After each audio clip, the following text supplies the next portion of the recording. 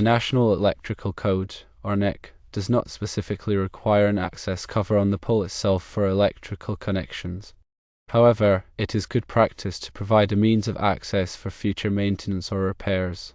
The electrical inspector may have failed the inspection based on local code requirements or personal preference.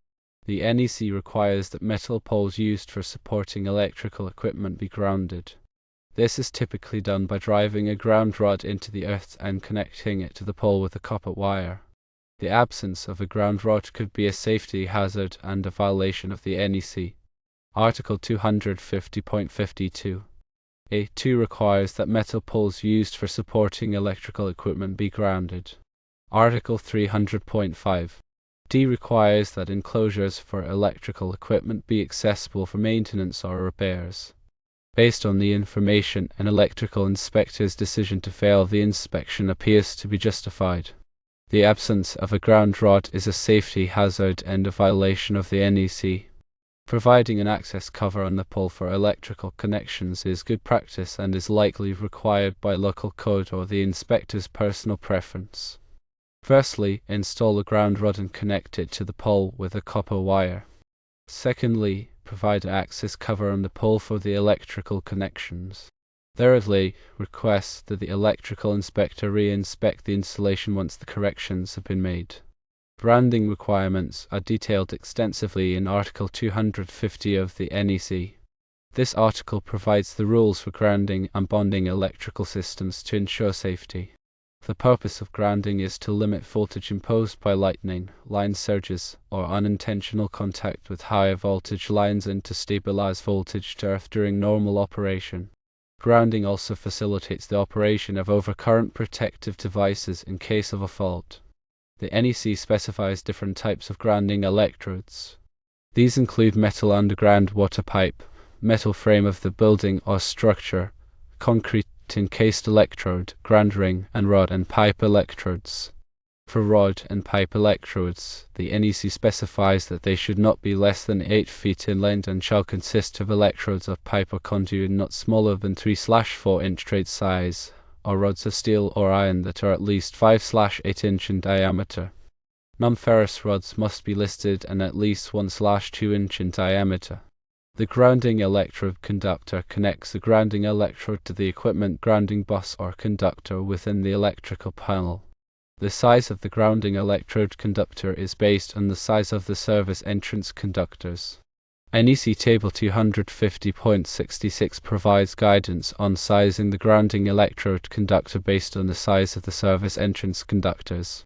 Bonding ensures electrical continuity and the capacity to conduct safely any fault current likely to be imposed. Bonding involves connecting all non-current carrying metal parts of the electrical system together, such as metal conduits, enclosures, and equipment frames. Article 250.92 specifies the requirements for bonding service equipment. Proper bonding reduces the impedance of the fault current path, allowing overcurrent protective devices to operate quickly and clear the fault.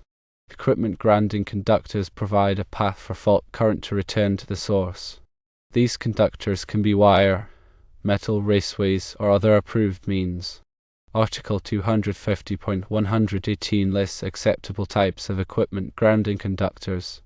The size of the equipment grounding conductor is based on the rating of the overcurrent protective device protecting the circuit. NEC Table 250.122 provides guidance on sizing equipment grounding conductors. Ground fault circuit interrupters, or GFCIs, are devices designed to protect people from electrical shock. They work by monitoring the current balance between the hot and neutral conductors in the circuit. If there is a difference of 5 mA or more, the GFCI will trip, interrupting the circuit and preventing electrical shock. GFCIs are required in locations where there is a high risk of electrical shock, such as bathrooms, kitchens, and outdoor areas. Article 210.8 specifies where GFCI protection is required. For metal poles specifically, it is vital to ensure they are effectively grounded to prevent potential hazards. The connection between the grounding electrode conductor and the pole should be robust and corrosion resistant. Consider using exothermic welding or listed grounding clamps suitable for direct burial applications to ensure a reliable connection. Regularly inspect the grounding system, especially in areas prone to corrosion or physical damage. Verify the integrity of the grounding connections and the condition of the grounding electrode. If corrosion or damage is evident, replace the affected components promptly. In addition to grounding, consider implementing surge protection to protect electrical equipment connected to the metal pole from voltage spikes caused by lightning or other transient events. Install a surge protective device, or SPD, at the electrical panel feeding the pole to divert excess voltage away from sensitive equipment. Accessibility requirements in the NEC aim to ensure that electrical equipment can be safely and easily accessed for maintenance, inspection, and repair. Article 110.26 provides general requirements for workspace about electrical equipment operating at 600 volts, nominal or less. This article specifies minimum clearances for working space, including depth, width, and height. Sufficient workspace is essential to allow electricians to perform their tasks safely and efficiently. Equipment must be installed in a manner that allows for easy access. This means avoiding obstructions that could impede access to equipment, such as pipes, ducts, or other structures. In some cases, it may be necessary to relocate equipment or modify the surrounding structure to provide adequate access. Panel boards and other electrical enclosures should be clearly labeled to indicate their purpose and the circuits they serve.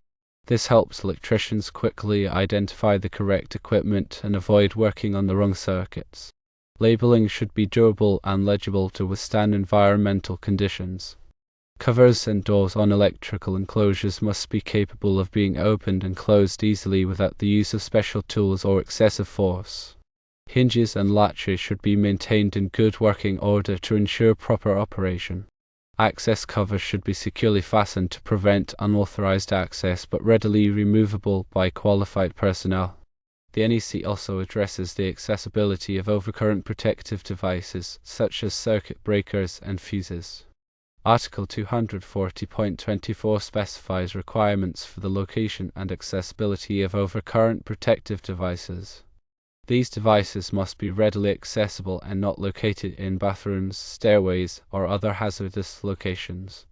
In the case of the metal pole, an access cover would allow electricians to inspect and maintain the wiring and connections inside the pole without having to dig out the underground wiring or disassemble the pole itself. The access cover should be large enough to provide adequate working space and allow for easy removal and replacement of components. The cover should also be weather resistant to protect the electrical connections from moisture and corrosion. While the NEC may not explicitly require an access cover on the pole in all situations, it is often a prudent measure to ensure the long-term reliability and safety of the electrical installation. Local codes or the electrical inspector may have specific requirements for access covers, so it is important to check with the local authorities to ensure compliance. Grounding and accessibility are fundamental aspects of electrical safety, and adherence to NEC guidelines is essential to protect people and property from electrical hazards. Metal poles used for supporting electrical equipment must be properly grounded to prevent potential electric shock hazards. The grounding system should be designed and installed in accordance with NEC requirements, including the use of appropriate grounding electrodes, grounding electrode conductors, and bonding techniques. Regular inspections and maintenance are necessary to ensure the continued effectiveness of the grounding system. Electrical equipment must be installed in a manner that allows for easy access for maintenance, inspection, and repair. Adequate workspace, clear labeling, and accessible covers and doors are essential for ensuring safe and efficient operation. Local codes and the electrical inspector may have specific requirements for accessibility, so it is important to check with the local authorities to ensure compliance.